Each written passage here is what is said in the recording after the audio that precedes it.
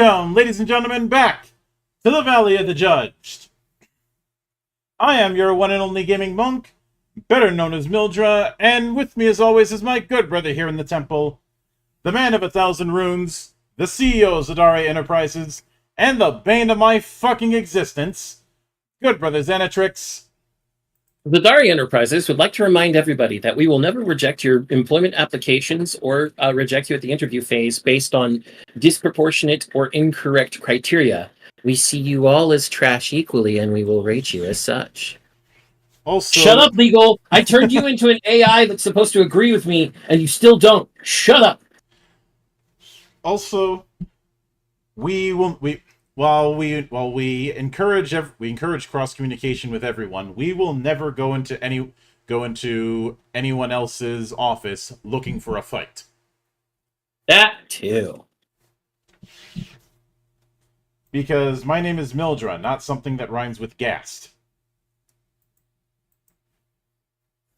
Man.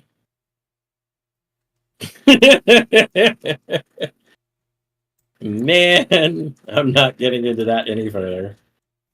No, but I've mentioned this before. I don't believe in hitting a man while he's down. I believe in kicking him because that's easier. Exactly. But we are back with our grand finale, and I did not think I'd be wrapping up 2 seasons in the same week. I'm pretty sure it's going to be quite a while before that happens again. Simply due to the fact that I don't have a set number of episodes when doing these. I just prefer to do them in as relatively few episodes as possible. Mostly because I don't want a repeat of what happened with Planet Bound.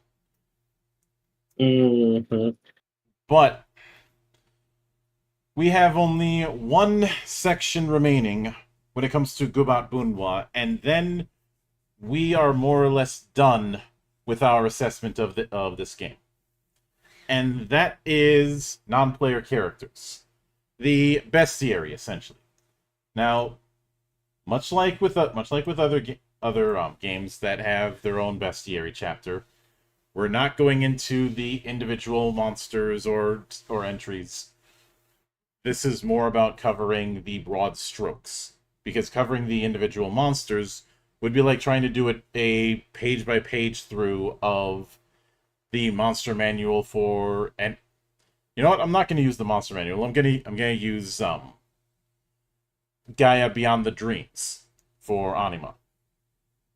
Or those who walked. Actually, a better example would be Those Who Walked Among Us, which pretty much is the monster manual for Anima, in expanded sense, because it already has NPC creation. But exactly, the point is that after a while, it's just reading out individual stats, and that's not going to be all that interesting, and there's not going to be a whole lot to really dissect in that kind of situation. It's the reason why we don't go through individual pieces of equipment with games that have an equipment list. Exactly. Especially since with some games, especially ones that are more on the indie side of things, because of how integrated things are, it's difficult to look at one particular mechanic or one particular item in isolation.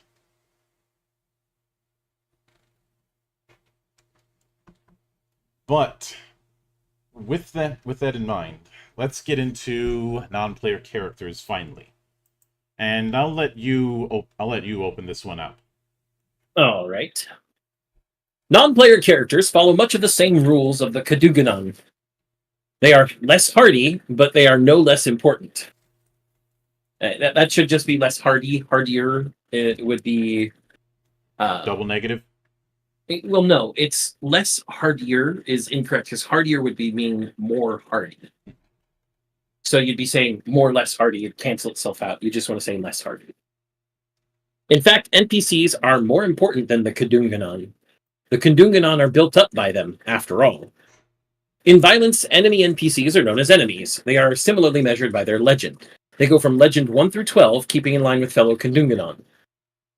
NPCs that suffer a killing strike are immediately defeated and removed from the battlefield, unlike Kadunganon, who can suffer wounds. Enemies use the same Their stats and stat growths account for the fact that the Kadunganon gain exponentially more versatility than they do, and thus they have higher numbers to compensate for Kadunganon to surmount. Enemies can use all the basic techniques except Rally. Most enemies will have attributes, prowesses, one trait, one inflict violence, and 3 signature techniques. More importantly, they will each have a gambit set. Remember that each signature technique can only be used once per riff. Finally, their signature techniques will have their beat cost in brackets. If a signature technique has X in the bracket, that means that once you use it, you cannot use it again for the rest of violence. Mantras are added in the brackets as well. If a technique has an attack, then it is an attack.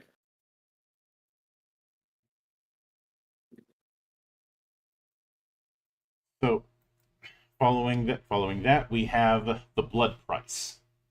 The blood price, or BP, is the budget you have for violences. When building violence, follow these steps. 1. Determine Warband Legend. Warband Legend is equal to the highest legend in the warband. For the most part, Gubat-Banwa assumes that your warband and the enemies are of the same legend. Pretty sure most people are going to do the same level thing by default. 2. Determine your blood price. Your blood price is the budget you have for your enemies. Your blood price is always the number of Kanduganon times 10. Afterwards, you spend that blood price by choosing the appropriate enemies with an allowance of up to plus 10. Most violences are meant to be challenging. Easy violences can be resolved outside of tactical combat. This blood price is for a standard fight, made to endanger the Kanduganon, bring them to staggered, or even defeat some of them. It is good that that's made clear. It's given the design that we have, this is not one where you're going to do a encounter with just one standard enemy. Encounters are meant to be the fight in an episode of a TV series.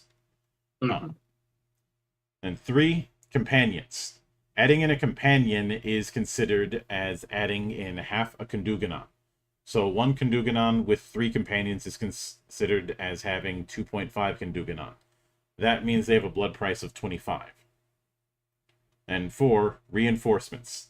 To keep a violence engaging and challenging even against greater Kanduganon, ready a number of reinforcements, no greater than twice the blood price, though, that enter at the start of a resound, usually resound 3, at a particular edge of the map, but making sure to deploy them just enough that the Kanduganon don't outnumber their enemies. As much as possible, there shouldn't be more standard enemies on the battlefield than there are Kanduganon. There is a sidebar on an example violence and what to do if Kanduganon are steamrolling the fights. I do want to read off the steamrolling thing, though. First of all, that's good. Let them be cool and let them revel in the builds they've concocted. If you really want to challenge them, adding enemy numbers should be your last resort. Consider higher legend enemies, but not too high, else their stats outpace the Kanduganons or Braves.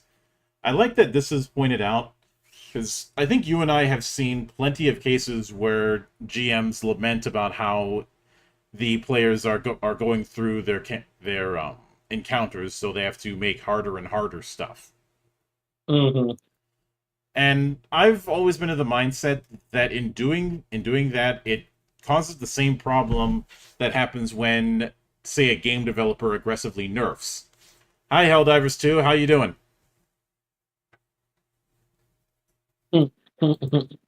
Now, I know you don't play Helldivers 2 for reasons we've talked about, but you've probably seen the whole just let the machines win thing that the fan base has been doing. I mean, well, it's because for some reason Arrowhead Games is thinking of the players as something to be fought. This is not a PvP game where balance and keeping balance is exceptionally important. This is a PvE game. Everybody wants to feel like a superhero at some point. And yes, there's a lot of people dying. We've seen that number go up billions. Mm-hmm. But Arrowhead shouldn't have nerfed every fun weapon into the ground to where only stratagems are useful, and then started nerfing stratagems. Yeah.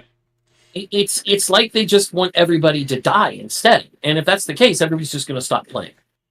The point is that when you have those sort of aggressive nerfings, whether it be this um, getting rid or Blizzard aggressively getting rid of mercy hopping when that was discovered, uh, you end up sending the message that you are trying to punish players for being good at the game, for trying to study the mechanics and learn how to overcome them.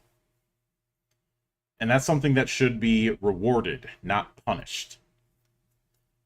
Now, if there's cases where them getting good at it is starting to step onto the toes of other players, that's one thing. That's where our more lackadaisical attitude regarding balance crosses a line. Mm-hmm. i.e. that's going too far even for us. But getting back on the rails. Next we have blood price costs. Each fighter costs blood price, which you must buy each fighter from the blood price calculated blood rice. What the fuck? The minimum blood price a fighter can be lowered to is 1. So standard fighters cost 10 BP. Fighters lower than the Warband Legend cost -2 BP per legend lower. A Legend 1 assassin against a Warband Legend 5 costs 2 BP. Fighters higher than the Warband Fighters higher than the Warband higher legend costs +2 legend. I think that needs to be reworded. I think the idea is that if you're buying a fighter that has higher legend than the Warband's legend, it's supposed to cost an additional 2 BP. Mm-hmm. Servants cost 2 BP, Hordes cost 5, Braves cost 20, and a Chief costs 50. I do like the whole blood price concept because it kind of turns the enemy composition into a bit of a war game, and is tying into the XP budget concept that 4th edition was trying to do. I knew that you were going to bring that part up because it was the same thing I was thinking. Same brain, Monk. Yeah. For those who unfortunately skipped 4th edition, one of the things that they really tried to do with how they handled monsters was the idea of building a team rather than throwing in a bunch of individual monsters. Monsters had their own role system. You had skirmishers, you had controllers, you had disablers. It wasn't disablers, but point still stands. And you had solos, which were beefier monsters that were meant to take an entire party by themselves. The first big example of a solo in the early discussions was the Beholder. That's not to say you can't have ads, but a solo monster is meant to be essentially a boss monster. Exactly. And instead of having one stat block per monster type, you have a bunch of variant stat blocks for, say, kobolds or angels or devils and whatnot.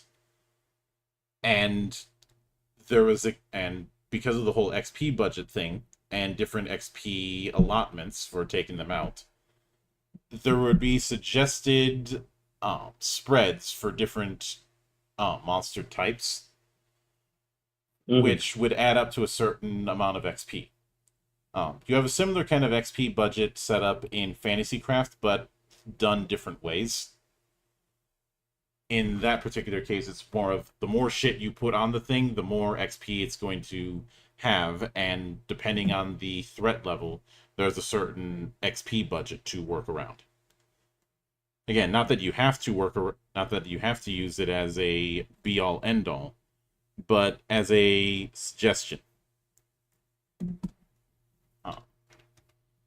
But then we have enemy templates, and I'll let you take this one. Okay. You may add on these templates to standard enemies to change them. So these are ways to modify standard enemies in order to make them bigger threats. Or different threats. Braves. Ready your blades, for when the honored warriors arrive upon clouded wings and fulminating halos, the earth shall tremble. Braves are more powerful warriors that have some sort of advantage in the fiction, whether that be some sort of elixir that strengthens them, superior training, superior weaponry, or blessings of the gods. You can turn any non-chief enemy into a brave. Just establish it in the fiction. Braves get the following. Axe Eye. Braves riff twice per resound. Superior. Braves get +1 to their prowesses. Reveling. Braves double their posture. We have companions. Not all NPCs are strictly enemies. Some NPCs can be companions to the Kadunganon. Companions are always allies and are cost as half a Kadunganon for the purposes of calculating blood price. Fire Forged Bonds. Companions have +2 posture. Their prowesses rise alongside the Kadunganon. A Legend 10 Kadunganon might have a Legend 10 companion that has grown alongside them. Servants. Servants are easier to fight warriors that add numbers to a fight without overwhelming the Kadunganon. Servitude. Servants only have 1 posture, do not add their legend, but +1 to their evasion. All their prowesses suffer -1. Additionally, when a servant riffs, all servants of the same type riff in the same slot. Horde. Hordes are collections of much weaker enemies that a Kadunganon can cut absolute swathes through, or swaths, depending on how you want to pronounce it. Hordes are treated as a single fighter. Use hordes to represent absolutely immense sizes of bands and armies that a fighter must cut through. Most hordes are powerful by virtue of their size. Instead of posture, hordes have size, which is dictated by their actual size in combat to a maximum of size 6. Well, we can't go to size 7, but I want to see Amuro.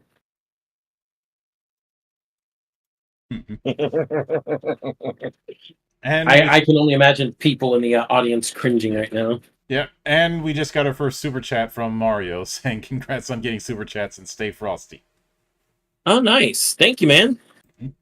Mostly thank you for the monk, because it's all his cash, man. But whenever a horde suffers damage, they lose 1 point of size, and their size goes down by 1.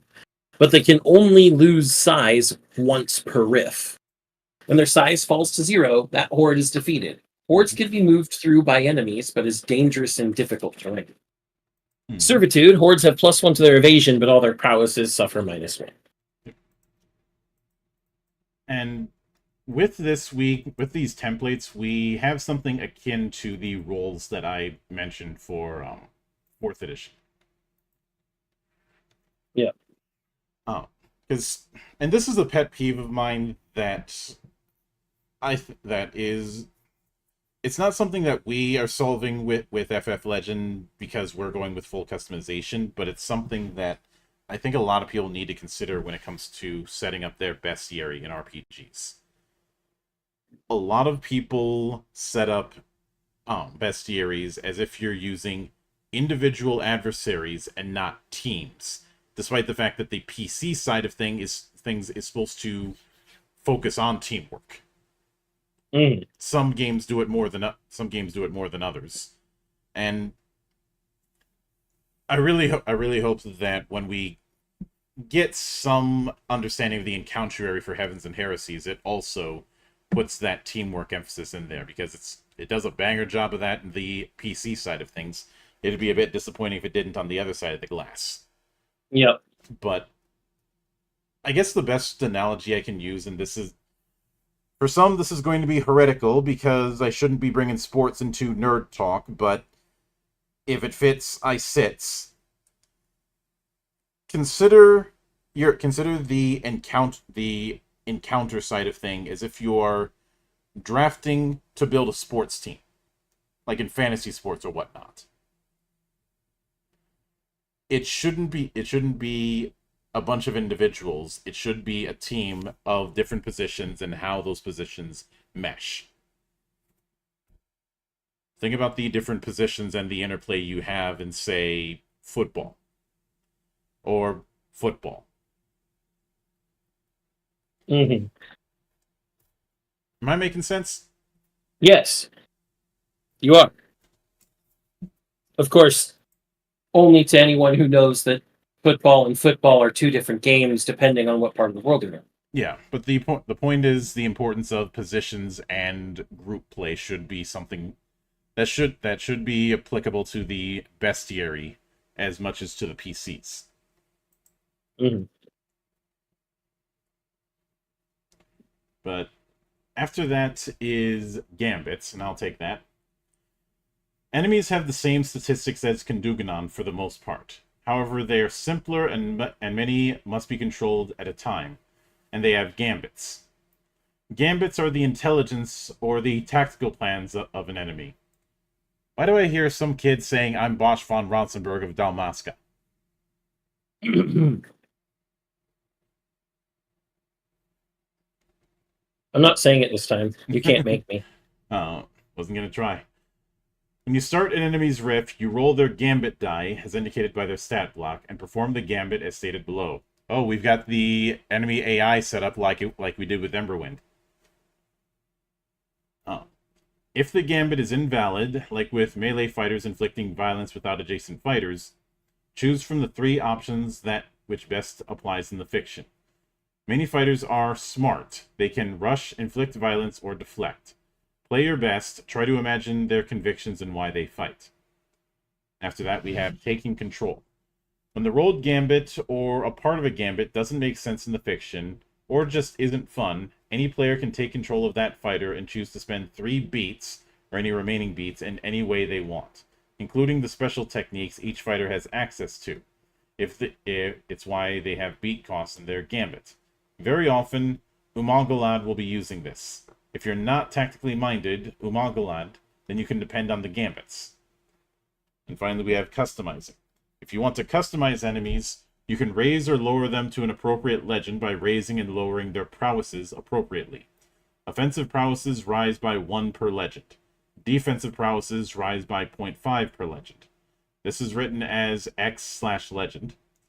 What follows is the generic stat spread for all enemy styles at legend 0. You can shift the numbers around by subtracting from one stat and adding it to another. Then we have the 5 styles that we've seen with the disciplines: Raider, Sentinel, Sharpshooter, Witch, and Medium. Mhm. And, for example, the Raider, has a posture of 16, speed of 5, jump of 2, evade of 2, ferocity of 4, spirit of 1, parry of 3, and resolve of 1. And you have a similar thing with the other Resilience styles. one.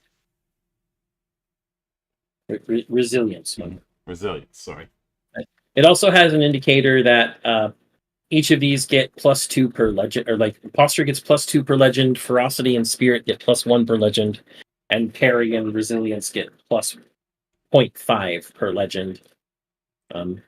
Also, even unto the end, I still cannot get the monk to say Umalagad correctly. We've been doing Gubat-Banwa for this long, and there are just some things you'll never change.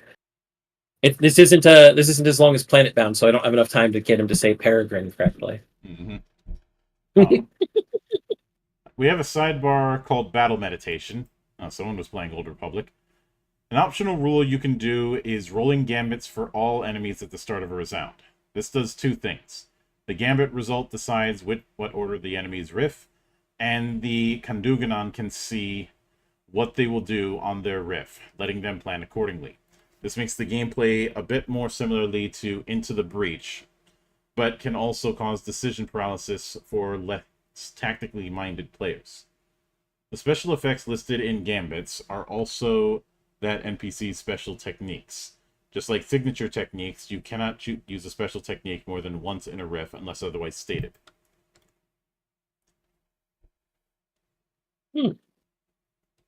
And then we have enemy types, and we are not going through all of these. Yeah, I mean, we can read off some of them.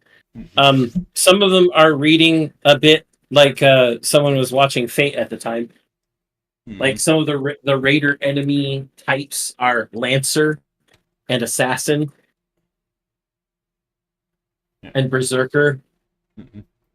But Um, since there's just a brief thing at the top, I'll read that off. Each enemy is Okay. put into a style. Each style has 6 types. Mix and match them to your heart's content. It is recommended to not have too much of the same style in one fight. Remember, all enemies add their legend to their posture and Posture. prowesses. Yep. And then it reiterates what each enemy type is for. Mm-hmm. Like raiders are your damage dealers and mobile guys. Sentinels are your tankers. Sharpshooters are your range dealers. You know, witches are mostly CC, and mediums are mostly buff and heal. Yeah. Although, as we saw when we went through the disciplines previously, that is not all they can do. And in fact, there are some that seem like they were meant to kill things faster than some others, even though they're a witch or a medium. Yeah. That But with said, all of, something that should be noted is the framing of how they're set up. You have their attributes and prowesses at the top. Then below that, each of them has a trait, which and an is inflict violence and usually 3 a signatures. usually a passive. Yep. One form of inflict violence, and usually about 3, or actually, I think all of them 3. have 3 signature techniques.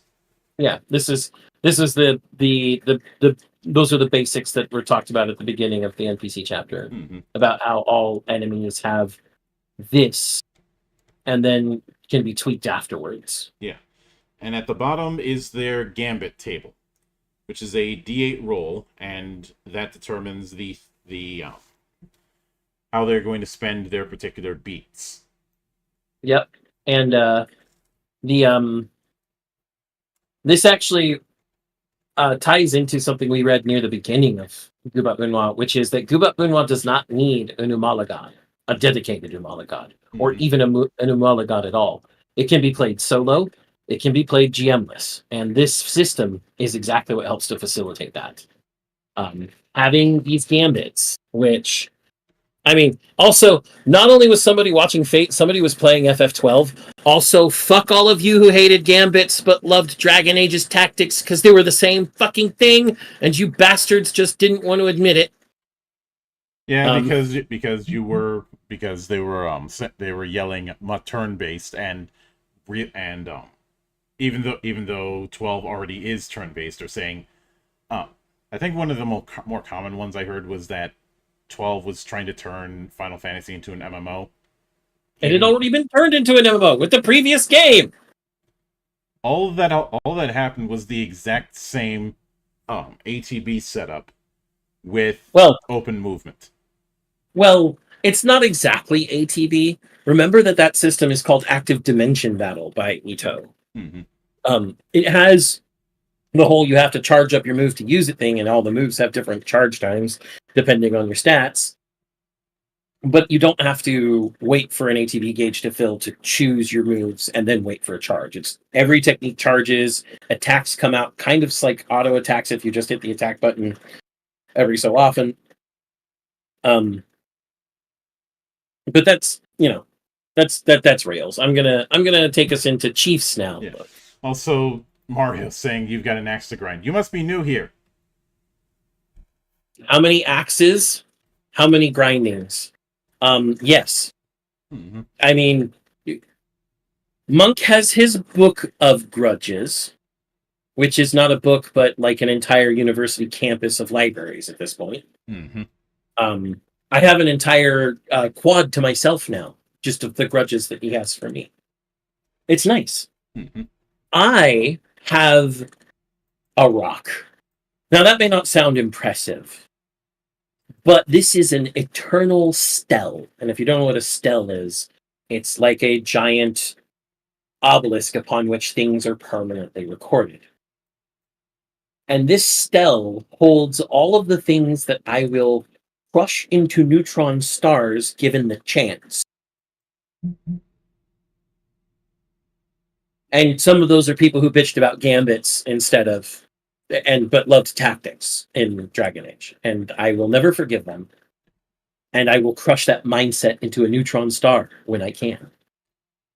And if I'm being honest, I think there's a not insignificant amount of people in that fan base who just want a eternal version of whichever iteration of the franchise they happen to have grown up with.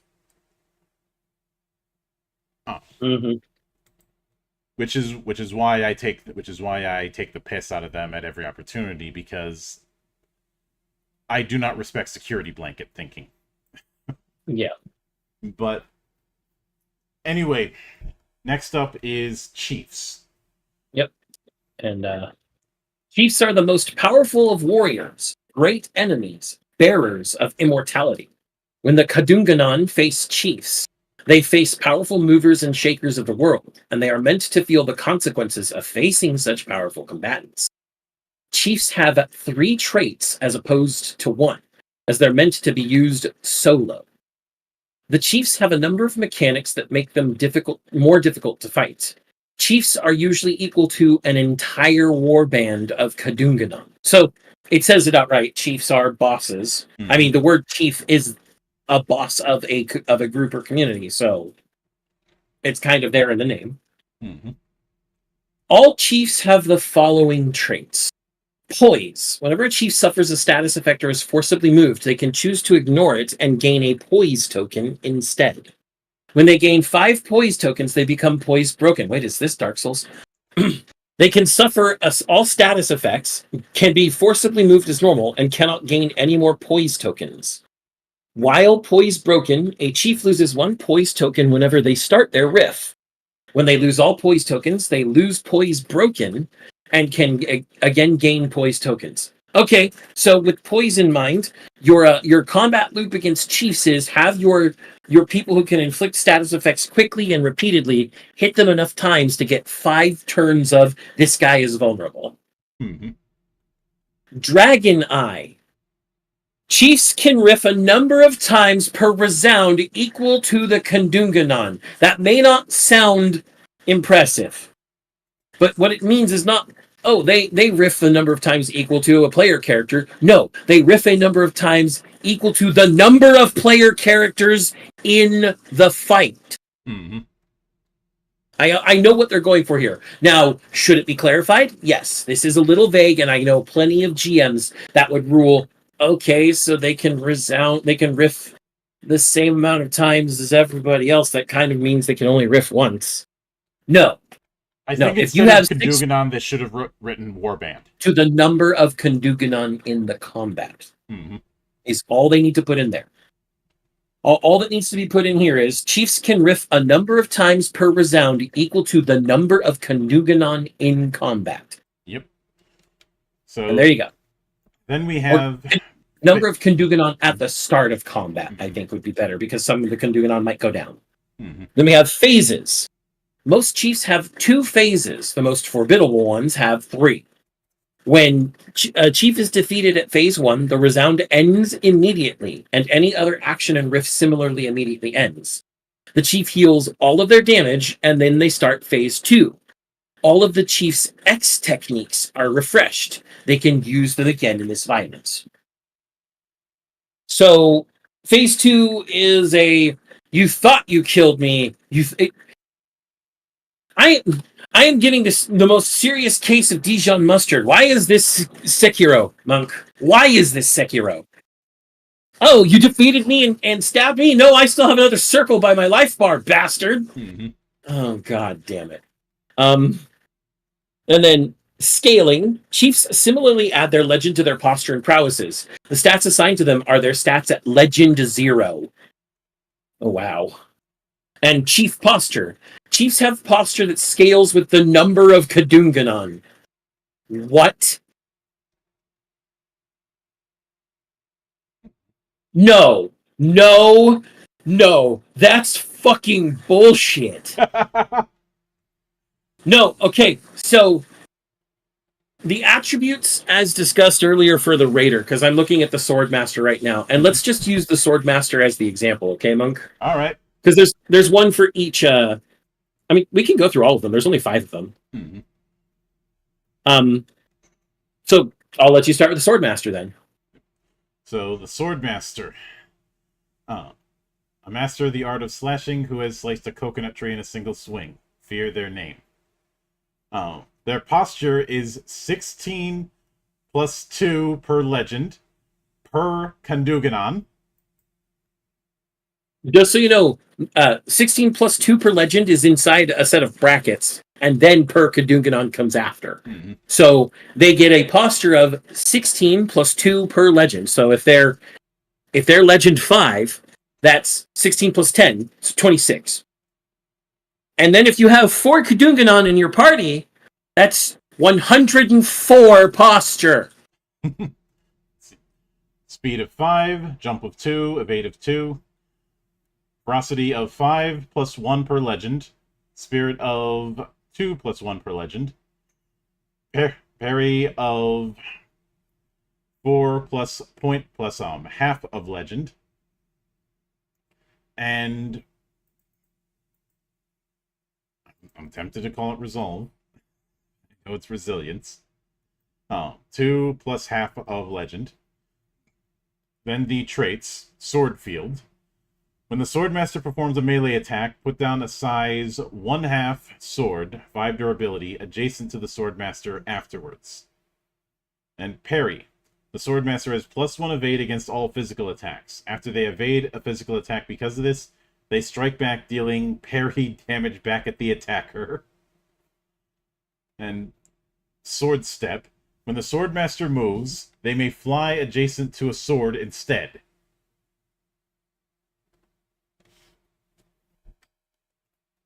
Yeah. See, then inflict violence, Kingslayer. Physical melee attack, 1 adjacent fighter, D10 plus ferocity versus parry. May destroy any number of swords adjacent to the target to add plus D6 damage per sword. See, then their signature techniques. Bladed Dance, 1 beat. Inflict D6 damage to all enemies adjacent to 1 sword of choice. Then Bladed Breakstep, 1 beat, physical, finisher.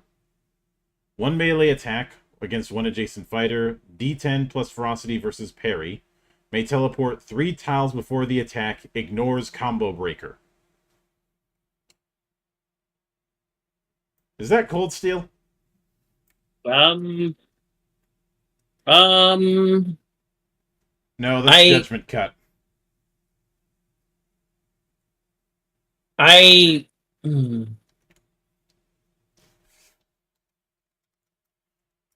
No, that's not even Judgment Cut. That's just a teleport to slash. That's something Swords Masters have had in plenty of fiction.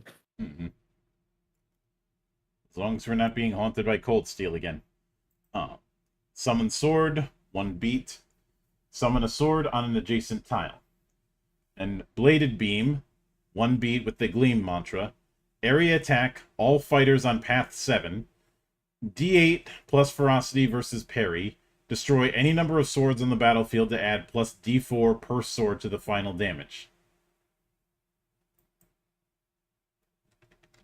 This is actually mostly its own thing, so. Mm-hmm.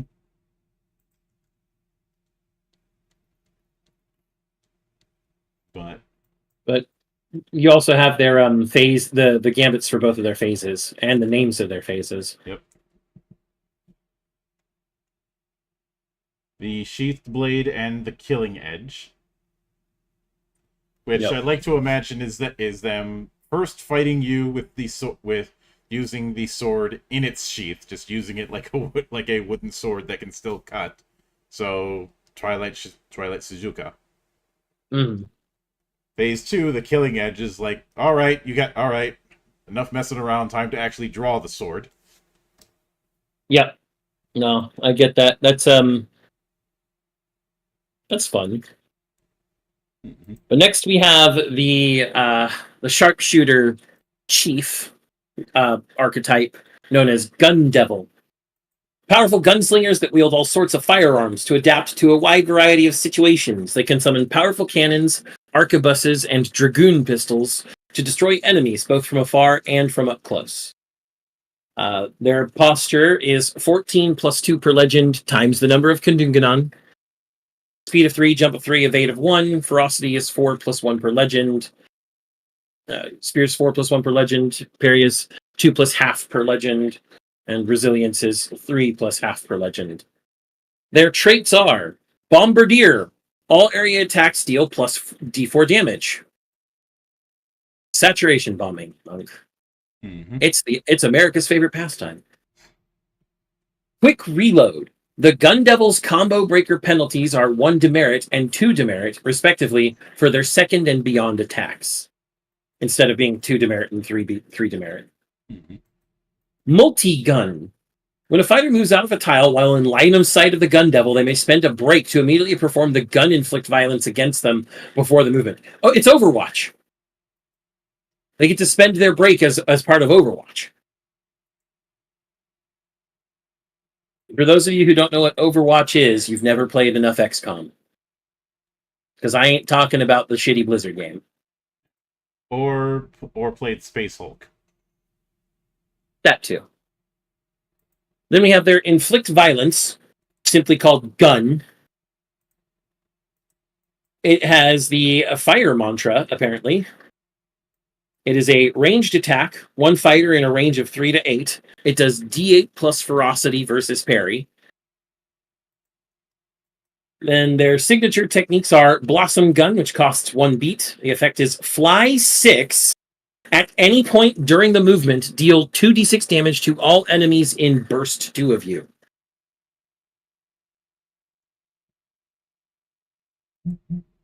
Then they have Arquebus, which is 1 beat with the wind mantra.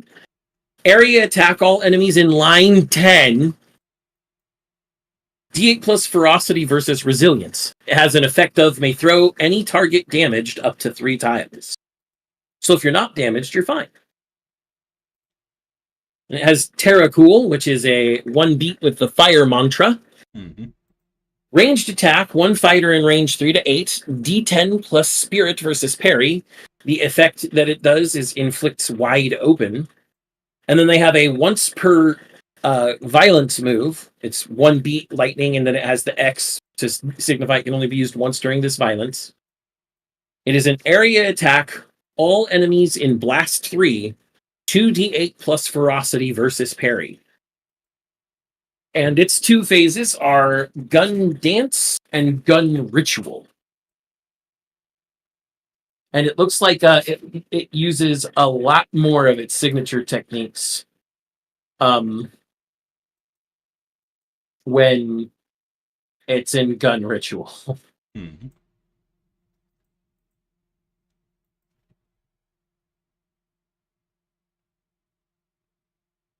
And is using a lot less rushes, so a lot less movement. So I guess you could say it's going from Dante Gunslinger to Lady Gunslinger.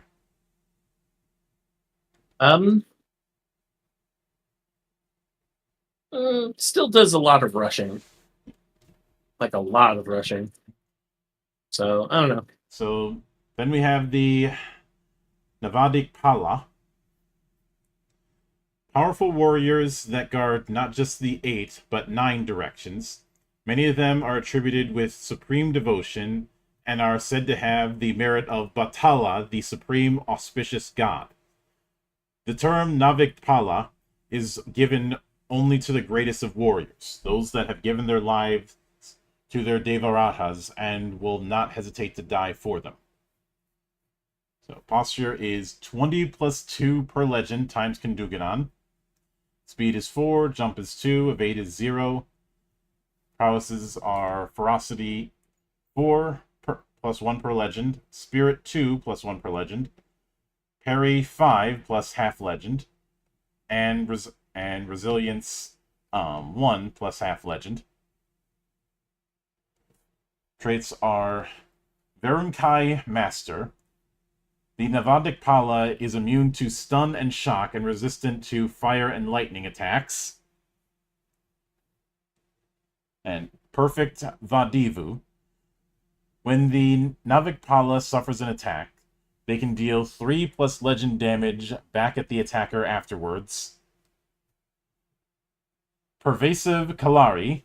Fighters marked by the Navikpala suffer -1 speed. Their inflict violence is the Druga Executioner Panabas. It's a physical area attack. All enemies in Blast 3. D6 plus ferocity versus parry. Mark all fighters indefinitely. Oh, that's just gross. Oh. Your signature techniques, Rutara War, which is 1 beat, and it's with an X. Stun all enemies in Burst 3. Oh, then we have Delangan Trishul. It's 1 beat with the Fire Mantra. It's an area attack to all enemies in Line 5. D6 plus Ferocity versus Parry. Gain 2 block per enemy in the line.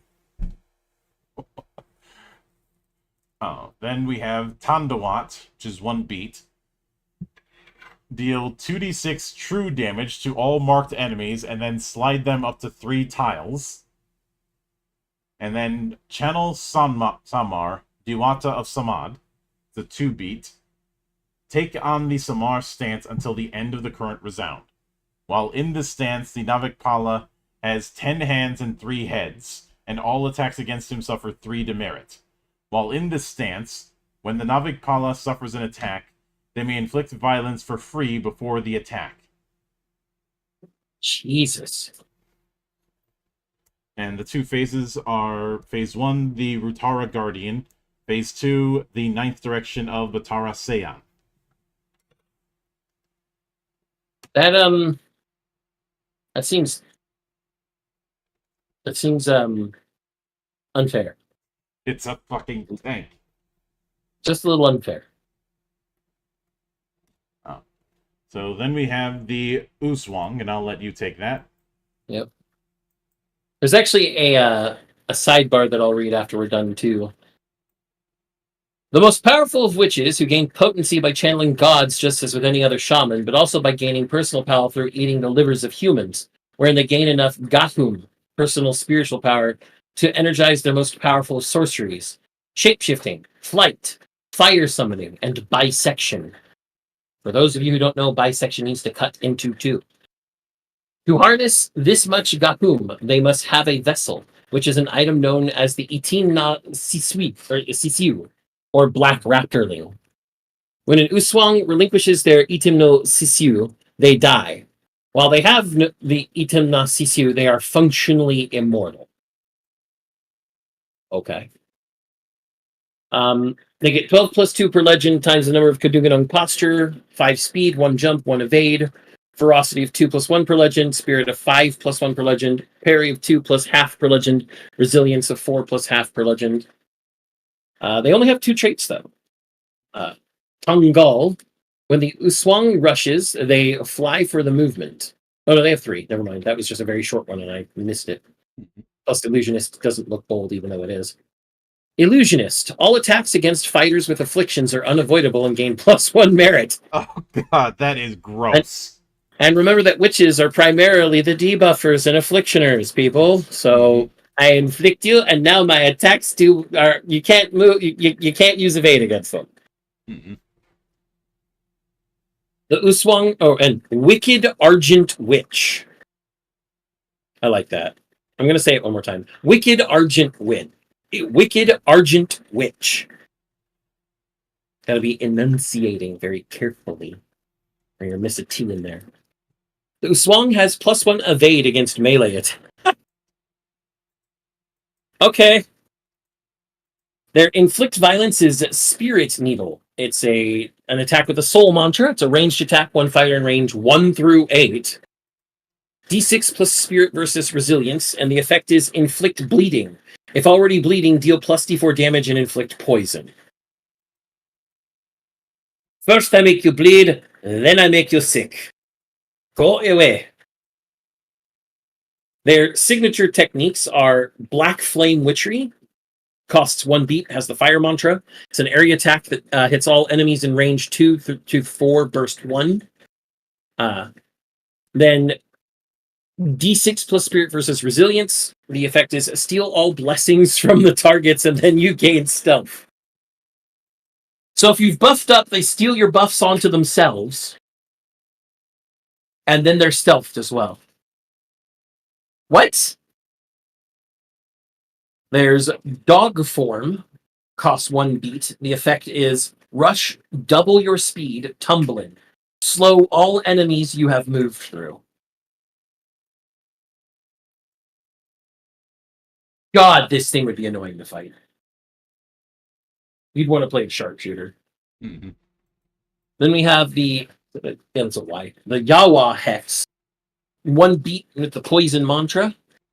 The area attack, all enemies in range 2 to 4 burst 2. D8 plus spirit versus resilience. Inflict bleeding, confused, debilitate, and wide open. You figure that'd be their once per violence move, but no, the next is their once per violence move.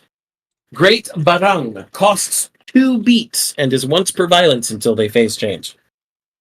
Effect. Inflict 8 true damage to all enemies in the battlefield and then slow, stun, and daze them. Excuse me? Phase 1 is called Ghoul, and Phase 2 is called the True Demon Witch. And then the sidebar. Elder Uswang can create more Item na Sisiu, and anyone that attains the Item na Sisiu of an Uswang gains the power of Uswang themselves. However, very often they have to accustom themselves to this power, so they still must train. Those who have swallowed an Item na Sisiu are known as Yanga, or newly infected. To the Ashinin missionaries, the Uswang are said to tap into the power of Deva, able to harness Maya. However, the power is not for mortals to wield, or at least not for uncultivated mortals. Very often, outside of the most elder of Uswang, most Uswang become possessed of a dangerous and murderous power that they cannot control. This is often more common when a witch swallows the Itim na Sisiu of an elder Uswang. That is a thing. Yeah. That is a thing. Let's see, and then we have the Katuran. Katuran are Elder Balian, head priest of a city-state, deified at death, assisted by a crowd of assistant Balian. Katuran conduct the most important rituals, and more importantly, channel the most important of the gods. Purveyors of devotion, they lead their flock to the right path and let them accrue spiritual merit. Both spiritual merit and devotion to the ancestors are important to the spiritual cultivation of mortals. So, posture is 18 plus 2 per legend, times Kenduganon. Speed is 4, jump is 2, evade is 1. Prowess is 2 plus 1 per legend. Ferocity 2 plus 1 per legend. Spirit 4 plus 1 per legend. Parry 3 plus half per legend.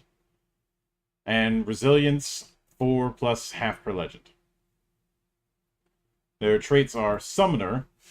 The Katuran always has 1 of each enemy type of the appropriate legend on the battlefield as servants. The Katuran only riffs 3 times per resound. Divine Benediction. The Strengthened and Protect that the Katuran grants is a D6 instead of a D4. And all allies in Burst 5 are immune to any afflictions. If they enter into Burst 5 of the Katuran, they may cleanse 1 affliction. And Xenoglossy. The Katuran can use any ally as an origin point for any effect. Oh. Oh.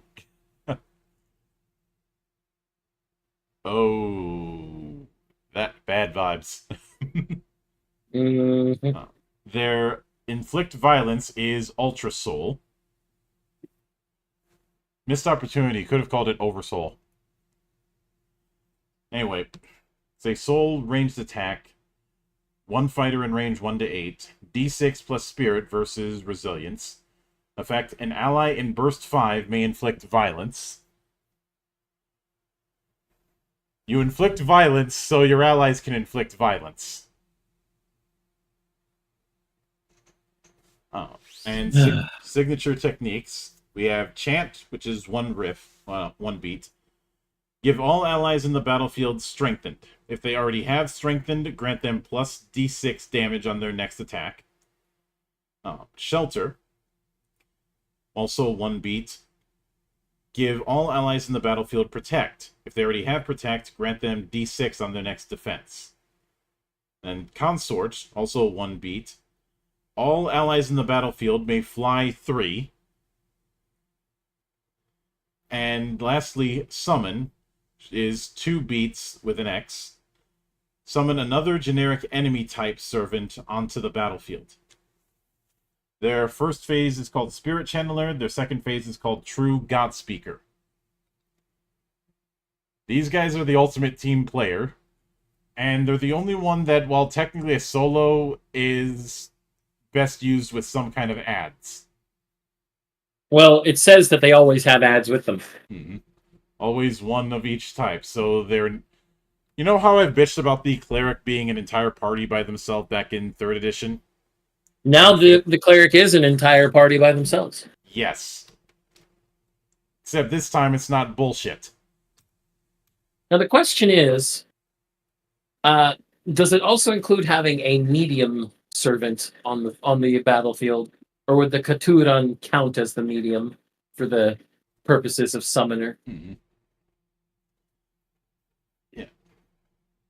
I would probably rule that they would have a medium servant as well. Yeah. Now, after that, we have the matter of origins.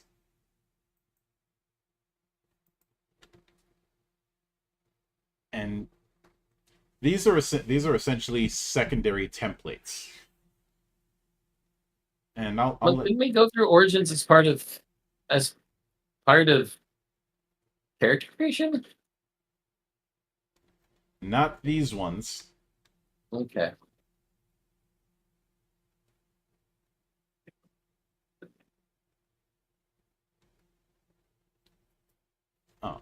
Goes, the world of Gubat-Banwa is as beautiful as it is vast. Not all the fighters the Kenduganon will encounter will be random raiders or traveling warriors. Very often they will be from something. This is indicated by their origin, which is commonly placed in front of their name. Origins are very commonly not used in the first few sessions. Use them when your Kenduganon are ready for some more complexity and interesting situations in your fights. In later ranks, origins become almost mandatory to be able to keep up with the sheer number of abilities that a Kenduganon can take. Each origin has a template trait, which can apply to any generic NPC and give them an origin. Each NPC can have only one template at a time. Example, a Reaper can be given the Gubat-Banwa trait to make them a Gubat-Banwa Reaper. Each origin will also have a number of unique fighters. Unique to their origin, they always have their origins template trait. This will feature the following origins. Folk, including Gatsunanon, Apunan, Akayu, Gubat-Banwa, Ba-Ense, and Baikam. The Dead, the Pale, Demons, Beasts, and Diwata.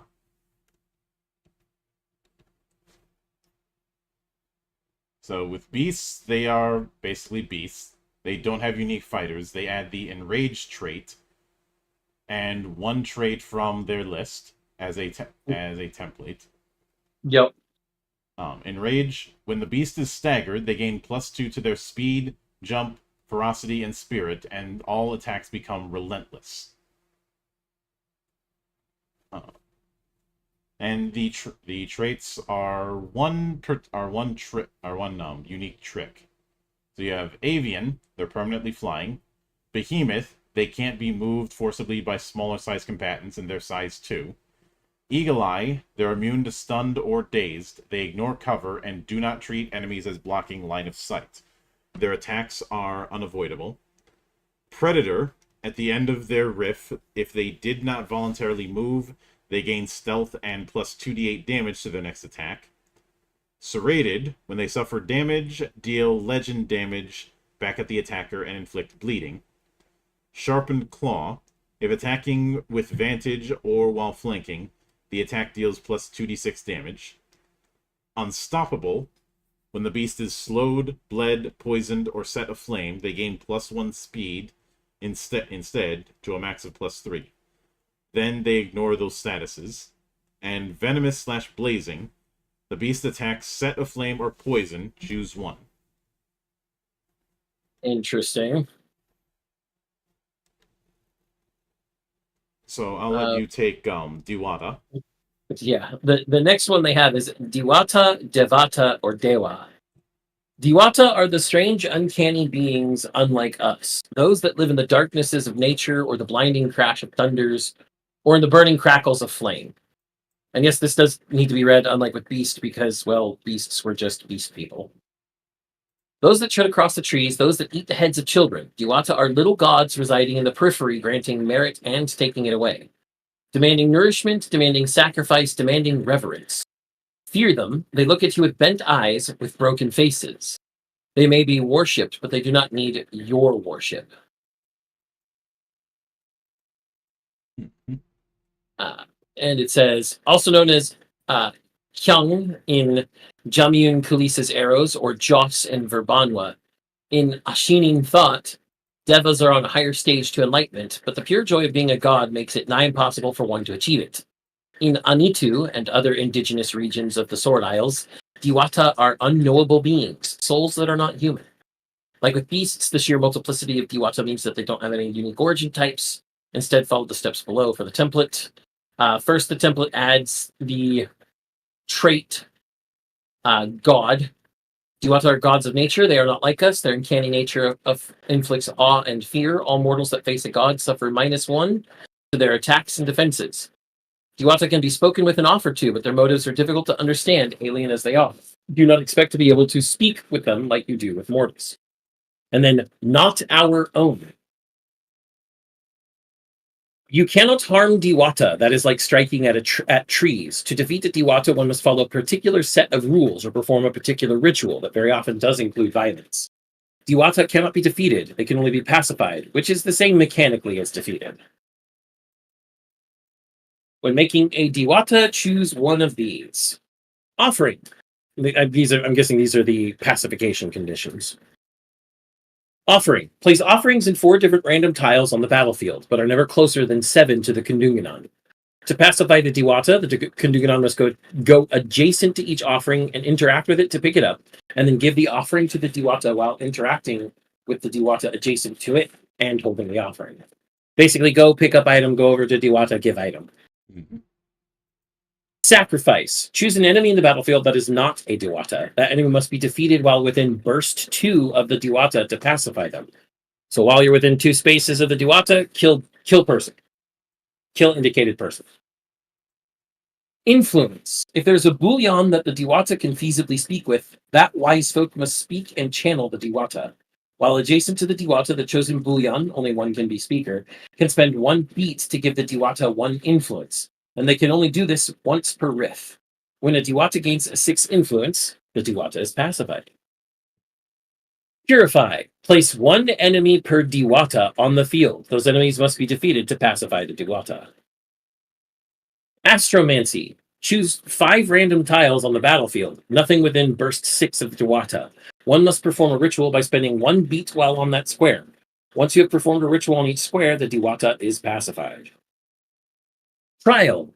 Put down N-1 other enemies of appropriate tier within burst 4 of the Diwata. The enemies must be defeated for the Diwata to be pacified. What is the N in N-1? The number of Kundunganon? That would be better to say. Mm-hmm. Take the number of Kundunganon -1, a number of appropriate enemies. Wrathful aspect. The Diwata manifests in a physical form, becoming a size 2 brave with ×3 posture instead of ×2. Their physical form must be defeated for them to be pacified. And then something else. Diwata are unique and strange beings, transcendent of our mortal wiles. You can make a pacify condition for the Diwata you choose. Make it something strange, something born out of Southeast Asian rituals.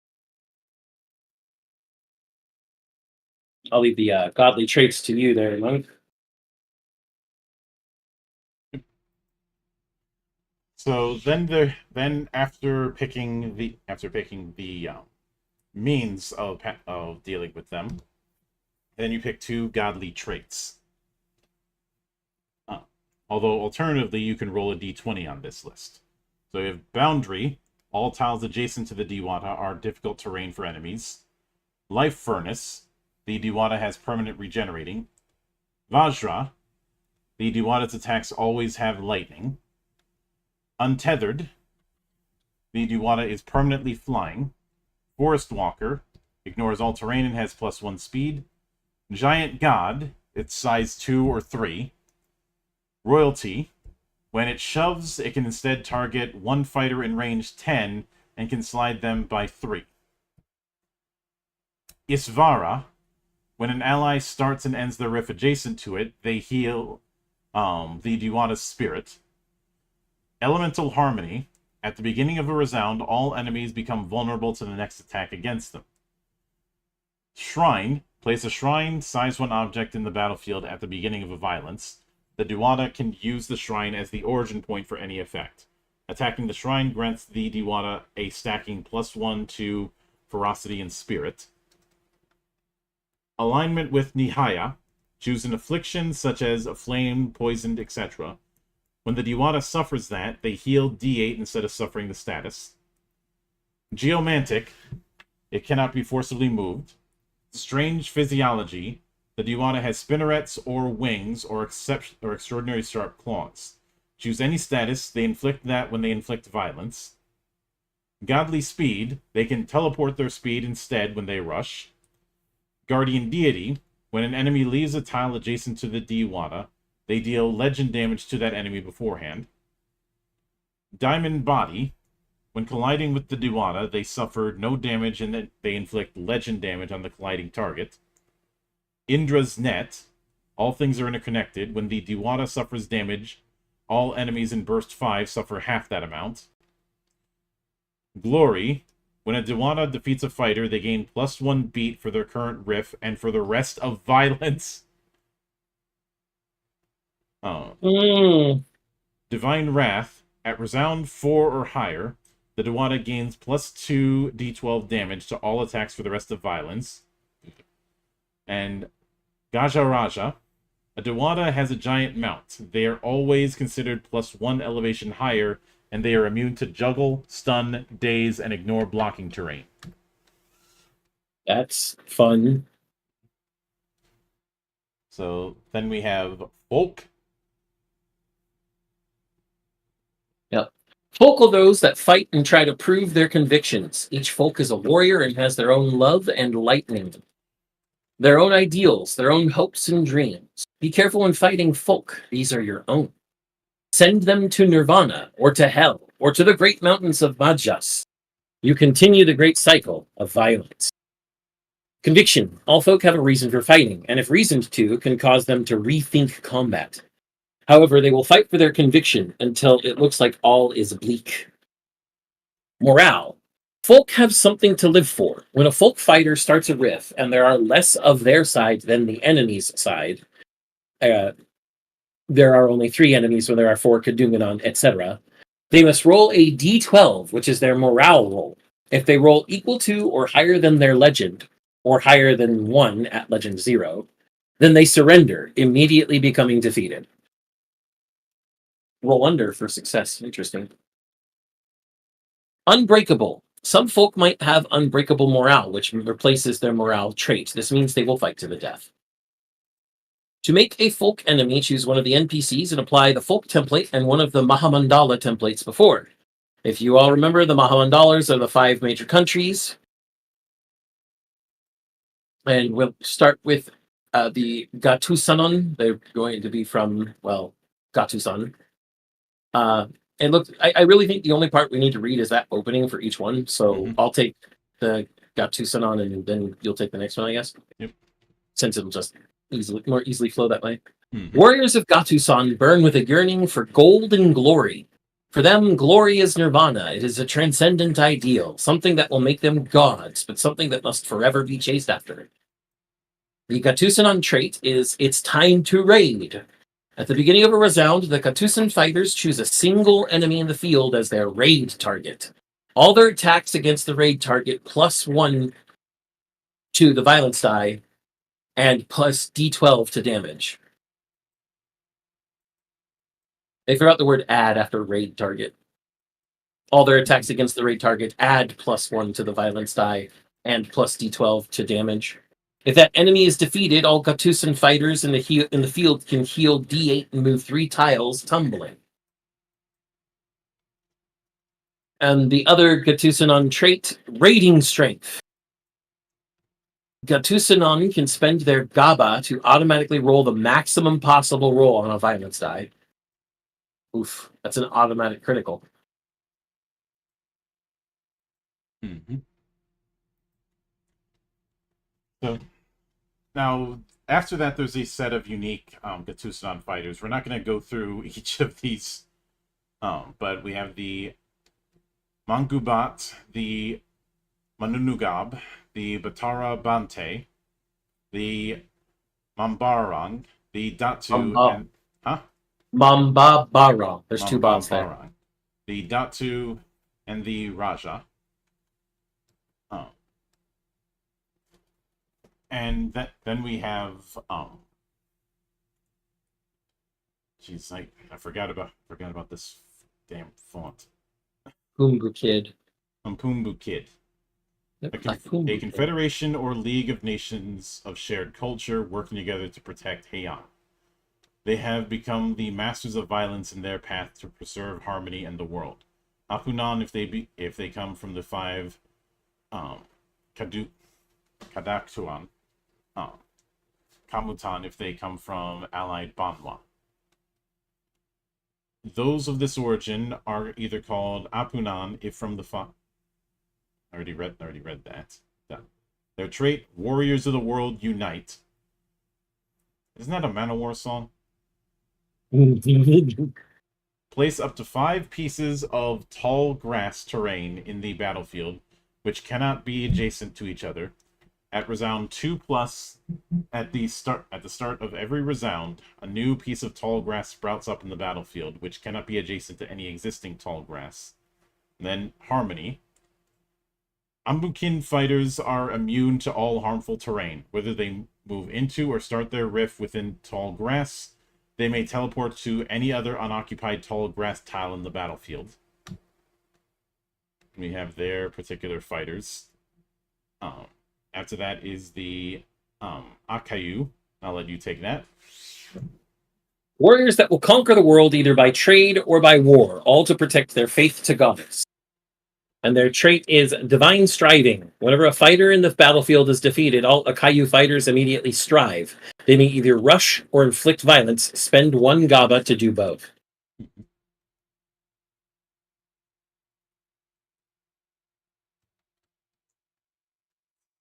And then after that, there is the Gubat-Banwa.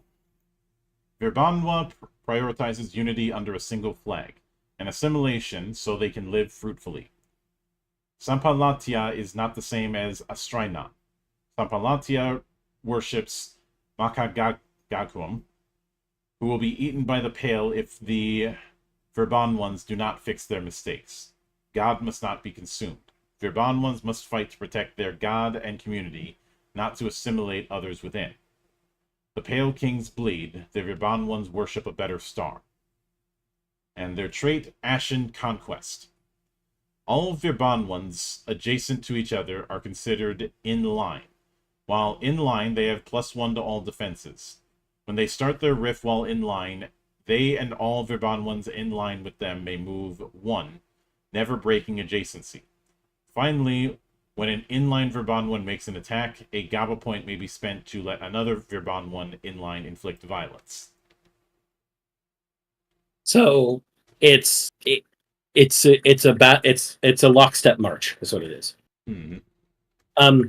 Also, I can hear people questioning in the back of their minds, why did the stuff from the Pumboo Kid allow them to grow a bunch of grass? Well, if you remember from when we reviewed combat and terrain, tall grass so tall it's hard to move through. You cannot move diagonally into or out of tall grass. All attacks against you from outside of tall grass suffer demerit. The tall grass is always flammable and can be cut down with physical or wind attacks, turning it into normal terrain. So, depending on what the Pumboo Kid are going to do, they could either stick in the tall grass, making it harder to hit them, or they could just make it harder for you to get closer, or they could make it so that while you're moving through the tall grass, they set it on fire. Mm-hmm. But with the final set, the Baenense.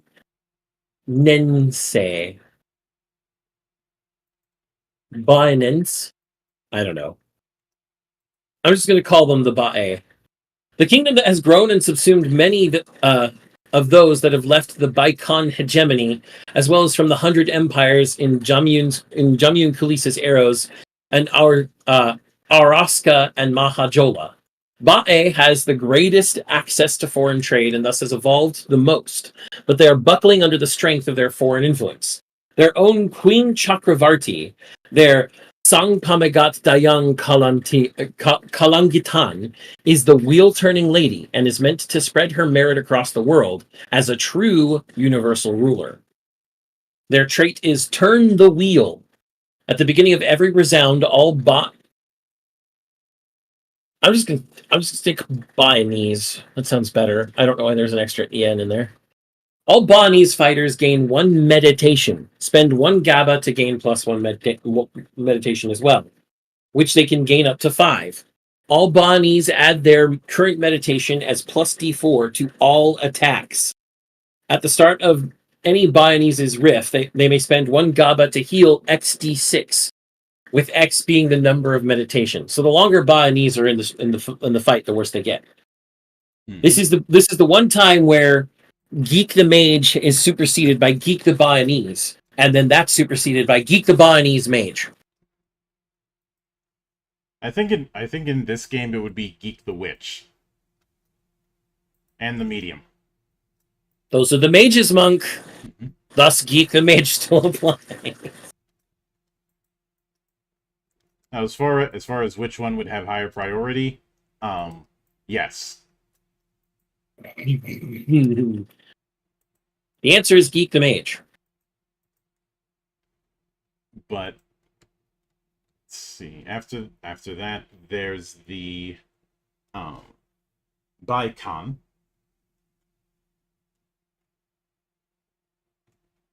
They end up getting a lot more detail in this section.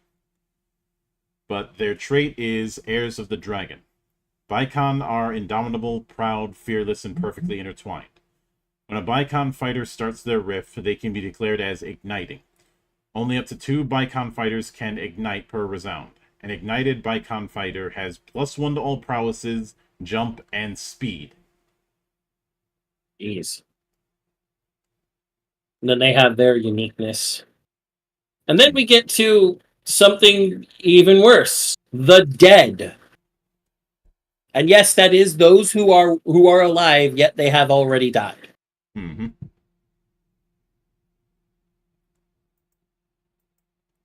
I'll let you take that. Hello?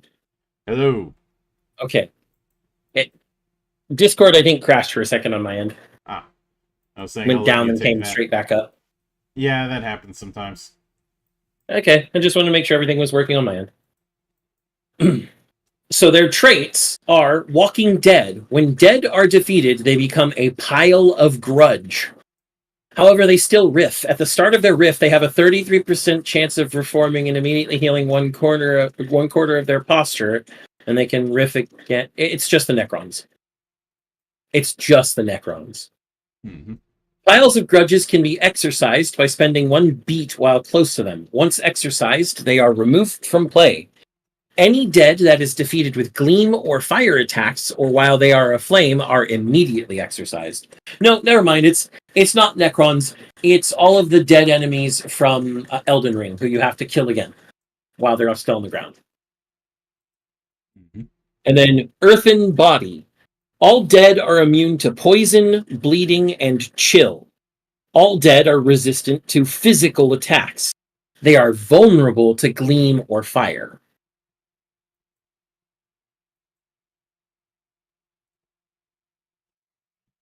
Let me get to the demons on your end, Monk. Mm-hmm. So, demon. Yimas, Yawa, Sitan, Iblis.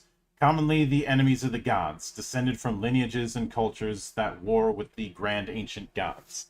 Many more roam Gubat-Banwa, some of them having crawled out of the hells, others having been summoned there by sorcerers. even others simply being pure manifestation of human virtue and vice. Others are caused by atrocity, but where they truly come from, none know. Demons are monsters of violence and avarice, known to arrive in places where either they can destroy or gain what they wish. However, demons are still supernatural creatures that have obligation, debt, and emotions, just like the gods. And they have 4 template traits. Fester. At the start of Resound 2 and every Resound afterwards, each demon in the battlefield festers. When they fester, they gain +1 to all their attacks until the end of violence. I wonder if that stacks. Yes. At the start of every Resound 2 and at the start of Resound 2 and every Resound afterwards, they fester and they get +1 until the end of violence, which means they get a +1 every turn, but the previous +1s are still there. Atrocious Residue. When a demon is defeated, they discorporate and deal D4 damage on all enemies in the battlefield. Unless the battlefield is purified or cleansed by proper rituals, they will rise again after 87 days. Then, Violent Devil God. When 3 non-brave, non-servant, non-chief demons are adjacent to each other, spend 1 GABA to fuse them into the following enemy. They can appear. This can only happen once per violence. And Anti-God. All demons are resistant against fire, water, and lightning attacks, but are vulnerable to gleam and soul attacks. They are immune to a flame and shock. And then the Violent Devil God is listed on the same page. Mm-hmm. Interesting. Yep. After the devils, or demons, we have the Pale.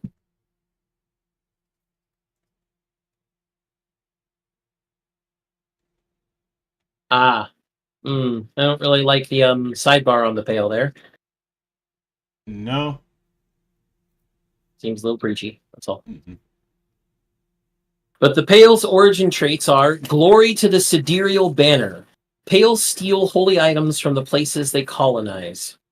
All Pale fighters have +D6 to all attacks and defenses, though they lose these for the rest of violence the first time they're staggered.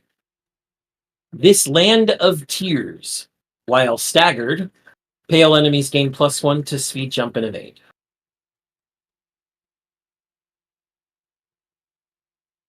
And that is the end of NPCs. And thus our end of examination of Gubat-Banwa. Yeah. So, anybody who is even remotely interested in this style of play, or even just wanting to do something a little bit different, should take a look at this game. We have pretty much a lot of stuff that we like in games. We have the tactical play. We have the very descriptive styles of abilities and archetypes that you're going to be playing as. We have the abstraction that instead of favoring a pseudo-realism. All of those high notes. Even though the book is 651 pages, that page count is deceptive because this is a single column affair. It's not even just a single column affair. A lot of it is a single column with a lot of space around it to put in some really cool art assets or sidebars. Mm-hmm. Now that being said, I do have to make a few critiques. One of them is the fact that while I appreciate that it has pronunciation guide for some terms, it is nowhere near consistent enough. Well, the pronunciation guide is only for the terms that aren't pronounced as per the pronunciation guide, the general pronunciation guide they had for words in general. Mm-hmm. Like, most words are going to be pronounced as per that pronunciation guide that tells you how to pronounce the vowels and the sounds. Yeah. It's only the ones that are pronounced differently, like how Bunwa is pronounced with an accent on the wa, that they show the pronunciation for it. Yeah. I still think that there were more spots where a bit of help could have been added. Yeah. Now, My I think one of the bigger things was the thing that we talked about and had to do a whole aside about when we started in yeah. regards to some parts of the text, especially early on. Yeah. And we actually just saw it again when we passed the pale. It wasn't as pronounced as it was in the very beginning, but it's still the same mindset. And that was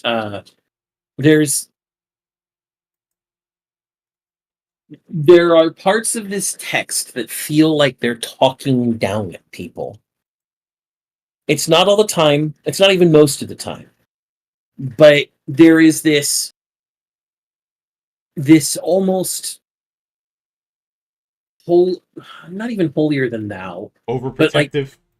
overprotective reverence, yes, that the author has for the work because it ties so closely to his personal culture and the history of that culture. um, I understand he loves his culture. A lot of people love their cultures, and a lot of people should. You should be proud of the culture you come from. That is part of how people build a lasting legacy.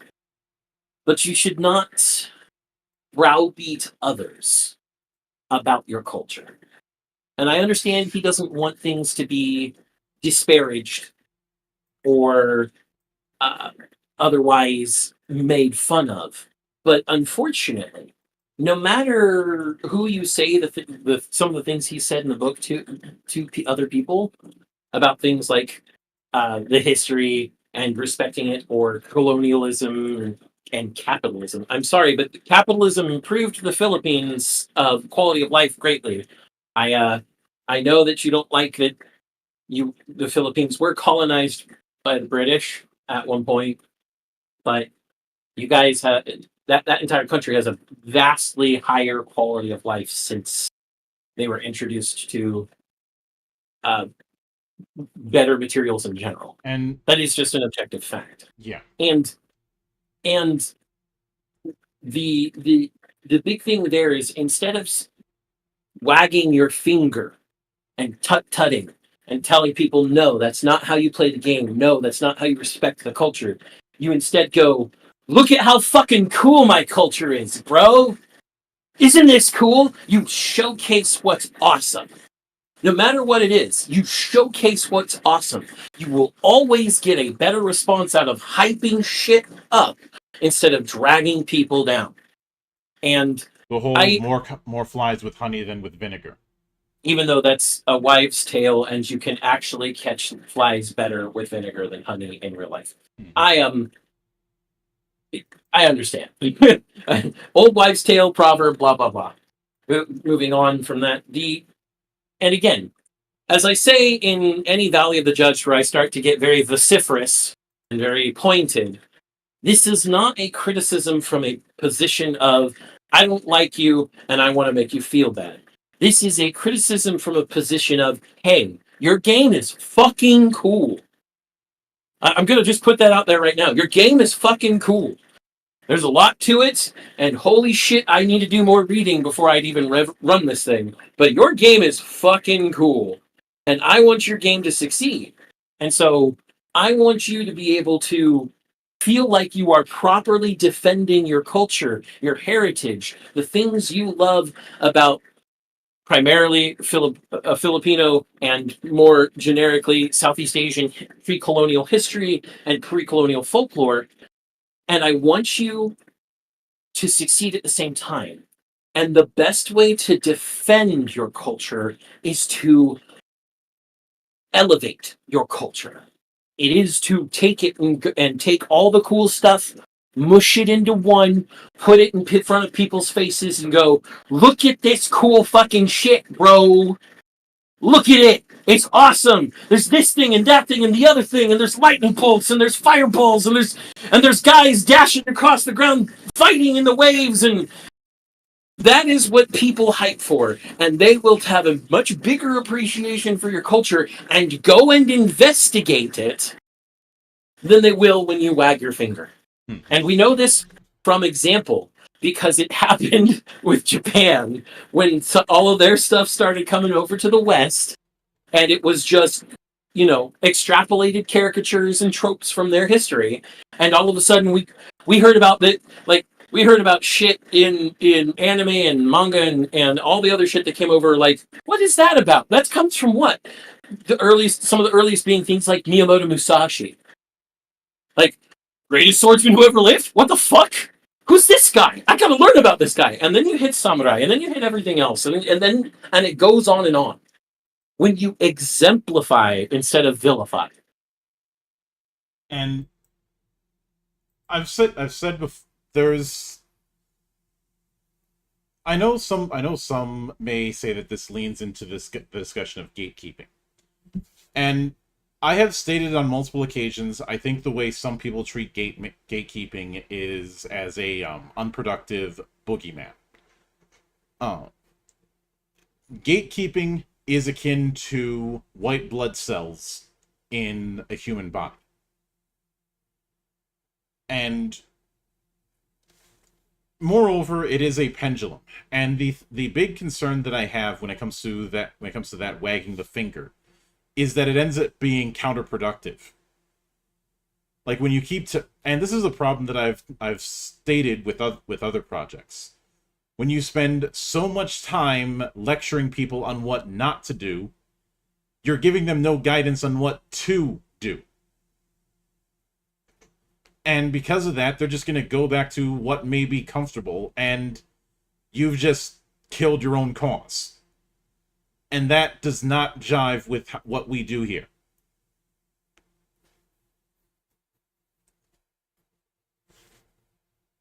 And as far as I know, that there was that whole thing of, I made this game for blank. Well, you're putting this in front of a global audience now. You're gonna have people from all over the world looking at this. Yeah. So that no longer is a factor. Yeah. And so just let me say it straight in the best summarized way I can. Joaquin Walks, whatever name you want to go by online. Make the game and then just exemplify the hell out of all this history that you love. Instead of being worried that people are going to disrespect it, understand that the part of the global audience is going to disrespect it. There are always assholes out there that are going to do stupid shit, and you're not going to be able to stop. Understand that it's not your fault. It's their fault because they're assholes, and not in the cheeky and fun way like we are. No, they're evil and cruel assholes. Yeah. But don't burn down a forest to stop the logging industry. Yeah. So we love the game. We have. I mean, we'll get to a more in-depth final thought about it. But we've both expressed lots of enthusiasm about the game as we've reviewed it. Mm-hmm. And this one small facet is definitely going to turn off people who are interested in your game. There are people who are just going to see that stuff and go, I don't want to deal with that. And they'll move on. And they potentially, if that wasn't in there, in fact, I know a lot of people who would move on who, if they read past that part, would love the fuck out of your game. But they are going to pass on because of that message. So my suggestion, rewrite it into something more positive. Encourage people to engage with your history, research your history, check out the cool ass folklore we have out here, yo. And then if other people poo-poo it because they're a bunch of funless, talentless hacks, you can at least say, well, I did my part and told you guys how much cool shit there was and where to find it. So fuck y'all, I did it. Mm-hmm. And that's the big thing as a creator, any creator, no matter what type of creation you're making, you need to have a certain amount of self-armor, a thick skin, as it would be called over in China and their wuxia novels. You have to have a certain amount of devil may care attitude that you need to be able to say, I did what I could. I made the thing I loved. I made it into what I wanted. I encouraged people to look into anything they thought is cool, and then I let them have it. Anything beyond that ain't on me. And that's at that point, you're golden. You're solid. You are on the home stretch. Mm-hmm. I would say as well, putting a bunch of stuff in a compendium section. I understand that Lancer also does that. I'm not a fan of it. Just in terms of how things are organized. Might be better to put the stuff that's important to building a Kadunganon all right there in the Kadunganon chapters and in the character creation chapters. You want to introduce things in the order that people will see them, Mm-hmm. or in the order that people that will be important. And so there's that. But as for the things I love about this game, it has a vibrant life to it. It is its own thing. You will never mistake Gubat-Banwa for anything else. Anything else.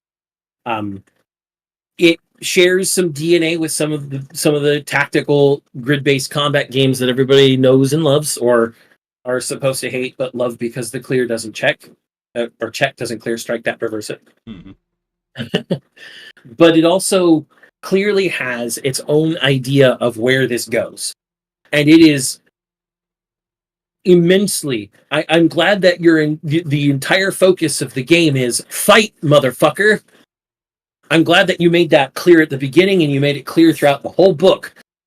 You can do other stuff in the game, but it's likely not going to require a role, or if it does, it's not going to be something big and bombastic. No, the primary point of the game is you are this man or woman, whatever, fighting the fucking heavens, fighting the gods, fighting fate to carve your legend into the lands, into the Sword Isles, and let people know, fuck yes, I'm a badass. That's what a Kadunganon boils down to. I revel in violence because violence is how I carve my existence.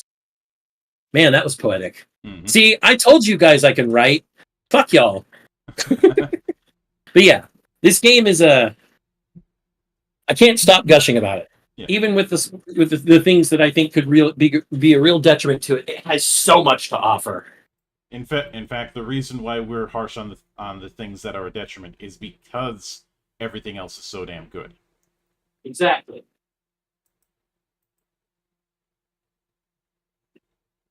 But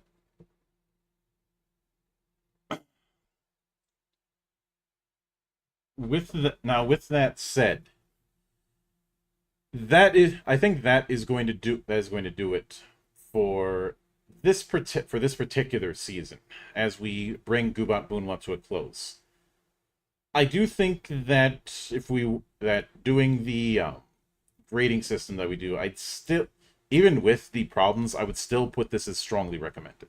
Absolutely. No, there's no fucking doubt in my mind. I would take this book to people and like if I had a physical copy, I'd take this to my friends and be like, you motherfuckers want a game where we fight? Here's a game where we fucking fight. Mm-hmm. I have friends who the thing that interests them most about tabletop is combat. I'm like, well, here's where we can do combat, and combat is the role play. It is. You are going to chew the fucking scenery if my name isn't Zan. Yeah, it is very amusing that you've got some people on the video game end of things who go, haha, these JRPGs are so silly. You're always fighting God with the power of friendship. And here fighting God is just the first step. Man, if Gubat-Banwa ever got a video game adaptation, it'd be a pretty easy video game adaptation, I think. I know that. Just spitballing here, Gubat-Banwa's a Muso game. Yeah, I could go with that. I'm not wrong. Gubat-Banwa is a Muso game. I'm not wrong. Fuck you all. I'm going to go out there with my punchy guy who punches people with lightning and punch you all to punchy death. Yes. I know it would be tempting to make it a tactics RPG. I feel like that'd be missing the point. But with that said, normally after we finish the season, we do a one shot. Next week will be a special exception to that rule because next week we're going to be talking postmortem Planetbound with Jeremy and Travis, and roasting Jeremy alive for having us do the longest fucking season of Valley of the Judged. It's been over a year since he gave us the books in the first place, and And well, now book one is out in the wild along with some supplementary material. mhm. So that's as good a and some of the stuff that we talked about did make it into the final product. Mhm. Personally, I'm glad that a PDF version was made because I was worried I was going to have the same problem that I have with Deinhardt about Mhm. the whole no PDFs because they want people to be playing in person, which is admirable and all, but when you're doing a indie game, you don't exactly have the position to be that picky. Mhm. You got to take it. You got to take whatever audience you can get. And if that means people are playing, it shouldn't matter if people are playing at a table or playing on a virtual tabletop, as long as they're fucking playing. Is my attitude about it. Mhm. Now, that being said, and this is probably the worst kept secret, but we will get into it regardless. In about 2 weeks, so 1 week from Friday, we will be tackling our next season of the Valley of the Judged, covering Flux Fantasy. Yeah. Which some of you may be going, wait, didn't you do an interview about that recently? Yes. And apparently Chris is a big fan of what we do here in the temple and has decided to send us the beta. And Chris told me I should be a voice actor, and since he's been in the actual industry, I trust his judgment there. He's like, I could. He's like, I'll see about getting you a few connections as a little joke. I'm like, you know, if you really want to, go ahead. Being a voice actor would be fun. Mm-hmm. But that is a story. And of course, tomorrow, aside from a couple interviews I'm doing, will be the first proper episode of the Hannibal campaign. And this Sunday will be the return of Geek Watch. So please look forward to all of that. But until then, on behalf of the good brothers present and not present, my name is Mildra. I am your gaming monk. Stay fucking frosty, everybody.